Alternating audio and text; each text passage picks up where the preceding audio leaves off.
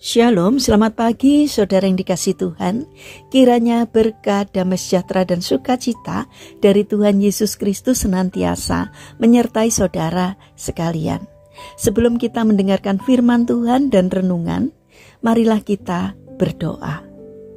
Tuhan Allah Bapa yang baik, kami sungguh bersyukur atas kebaikan dan kemurahan-Mu, karena Engkau Tuhan yang selalu melindungi dan memberikan pertolongan dalam kehidupan kami.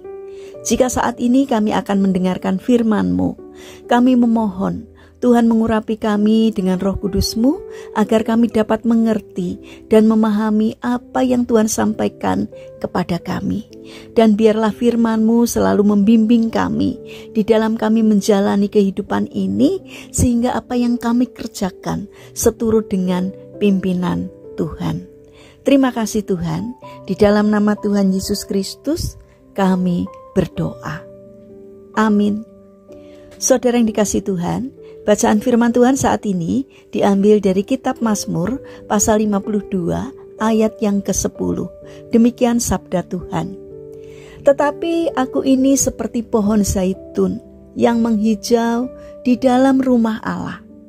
Aku percaya akan kasih setia Allah untuk seterusnya dan selamanya.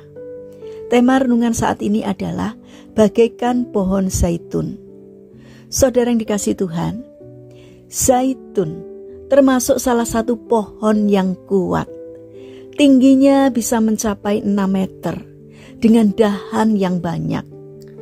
Pohon ini dikenal sebagai pohon yang daunnya selalu hijau dan berbuah setelah berumur 5 tahun. Diyakini beberapa pohon zaitun besar yang ada di daerah Israel, tepatnya di Taman Getsemani, adalah pohon zaitun yang sudah mencapai umur sekitar 2000 tahun, karena pohon itu sudah ada sejak zaman Yesus. Saudara yang terkasih, dalam bacaan ayat Alkitab yang kita bahas hari ini adalah merupakan nyanyian Daud ketika ia berada dalam kesesakan karena dikejar-kejar oleh Raja Saul dan nyawanya terancam. Dalam kondisi seperti itu, Daud mampu berkata bahwa ia seperti pohon zaitun yang menghijau di dalam rumah Allah. Daud mampu berkata demikian karena ia percaya sepenuhnya kepada Allah, meskipun dalam keadaan yang sulit. Saudara yang dikasihi Tuhan, meskipun keadaan di sekeliling kita tidak menjanjikan sesuatu yang baik, tetapi keyakinan dan iman kita kepada Allah akan membuat kita tetap kokoh berdiri seperti pohon zaitun yang daunnya selalu menghijau sepanjang tahun, dan manfaat buah, daun serta kayunya selalu dapat dinikmati. Jangan biarkan seorang pun atau kejadian apapun membuat daun kita layu, sehingga kita tidak lagi menjadi berkat. Kemiskinan, kedukaan, penyakit, atau berbagai kesulitan hidup tak akan mampu membuat daun kita layu jika kita tertanam dalam Dia. Tetaplah melekat pada Allah, seperti yang tertulis dalam Yohanes 15 ayat yang keempat. Tinggallah di dalam aku dan aku di dalam kamu. Sama seperti ranting tidak dapat berbuah dari dirinya sendiri kalau ia tidak tinggal pada pokok anggur.